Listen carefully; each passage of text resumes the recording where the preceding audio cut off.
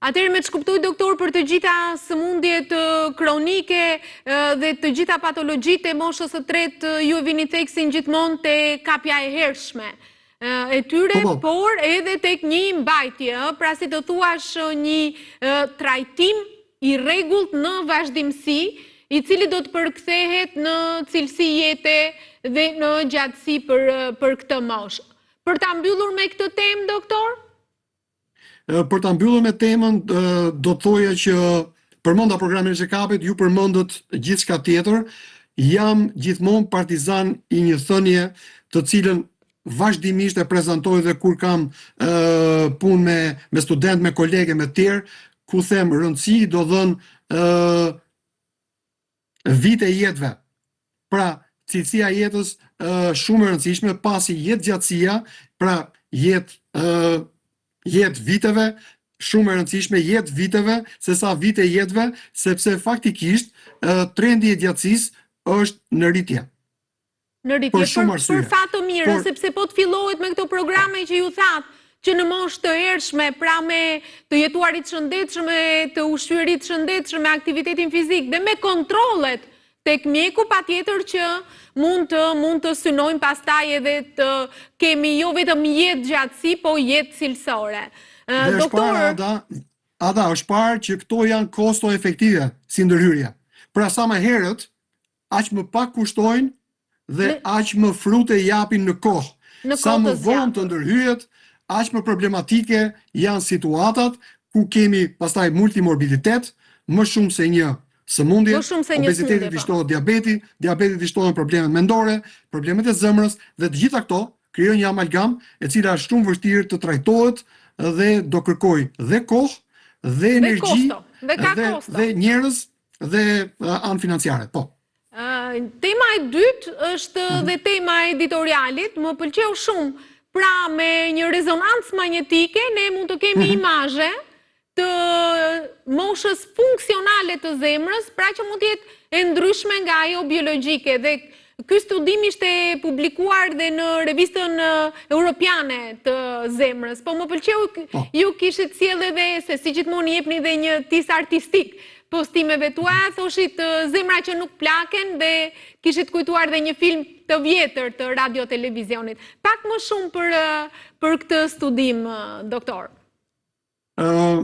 Me shumë vënë, Ada, dhe faktikisht paralelja që bëja me filmin, nuk është në një film për të përmendur, gjithmonë në kujtesën time, por duke qenë që ka disa aktorë të njohur aty, luan i madhi Kadri Roshi, Violeta Manushi, Esa Totroa e të tjerë, është një film që faktikisht metaforikisht flet mbi zemra që nuk plaken, sepse ato punojnë si kur janë në presion rinie, në sensin që ty mund të ketë ardhur mosha e pensionit, po ata njerëz në film punonin, mendonin, dhe jepnin merrnin mes tyre si kur ishin 20, 30, 40 vjeçar.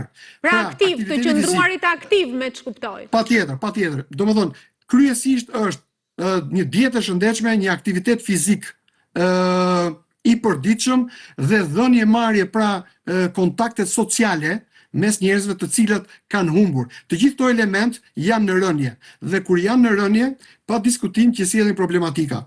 Ky studim mjaft interesant, i drejtuar nga University of East Anglia, këtu në Mbretërinë e Bashkuar, është një zonë rreth Norfolkut dhe Norwich. Këto dy universitete spitalore kanë dhënë kontributin kryesor. Dhe faktikisht, çfarë kanë parë? Një nga problematikat kryesore të kardiologjisë së sotme është të shikojë se cilët janë faktorët mbrojtës dhe riskant për të bërë dallimin mes një zemre funksionale dhe moshës biologjike të saj. Dhe është parë që faktorë si aktiviteti fizik, dieta, gjumi cilësor, mbajtja në kontroll e streseve, dhënie marrjet e tjera. Sidomos bëre mirë që përmende stresin, sepse është i futur dhe tashmë është futur dhe te lista e faktorëve të ndryshueshëm nga shoqata e kardiologjisë. Dikush mund thotë ata si mund ta masim atë. Pra ka një subjektivitet tek stresi, por në të njëjtën kohë është i matshëm jo në vetvete, po së bashku me të tjerë faktorë, sepse shikohet efekti i tij menjëhershëm tek elementet e shëndetit mendor si ankth, depresion etj. Rrahje të shpejta të zëmrës, palpitacion dhe këtu futet fibrilacioni atrial. Pra, çfarë pan këta studius? Këta morën një grup prej 366 pacientësh, të cilët kishin faktor riskant për zemrën. Dhe vunë re që te këta persona, për shembull, një person 50 vjeçar, por me diabet, kishte një zemër e cila funksiononte si zemra e një 55 vjeçari. Pra kishte një 5 vjeç diferencë mes të dyve, po. Dhe vunë re dhe problematika të tjera, të cilat këtë e bën përmes MRI-t. Pra, çfarë bën? Vunë që të kuptohet çik më kthjellët. Sepse unë nuk pata mundësi të përmendja gjithçka në postimin tim në Facebook. Jo, se i kemi sqaruar dhe në editorial, se thash që e përdora për editorialin se më pëlqeu studimi. Eksakt. Është ideja që ata matën sa gjak ishte mbetur në atriumin e majt mbas hedhjes së tij, mbas kontraktimit, duke e krahasuar me momentin kur zemra bën hedhjen e plot sa hedh jashtë. Dhe vunë re faktikisht që tek personat që kishin obezitet plus diabet themi, ose dhe fibrilacion atrial, vunë re që zemra atyre ishte goxha më e moshuar se zemra e personave të njëjtës moshë pa këto probleme shëndetësore.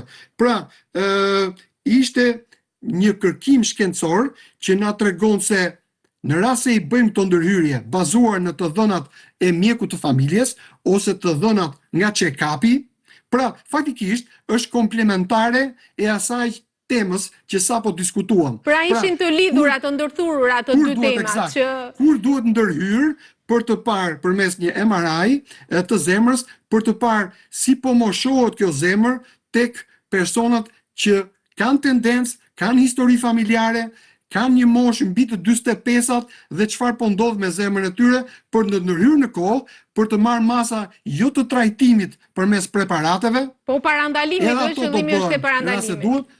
Po, pikërisht, për ndërhyrjet në stilin e jetës dhe në problematikën tjetër, e cila faktikisht pastaj do bënte një ndërveprim më të mirë mes mjekëve të kujdesit dytësor, spitalor, me mjekët e kujdesit parësor, se tek e fundit këtë kërkojmë ata, kërkojmë një shëndet, një shëndetësi holistike, ku e shikon individin si të tërë dhe jo si organe të veçanta apo zgjidhje të patologjive të veçanta.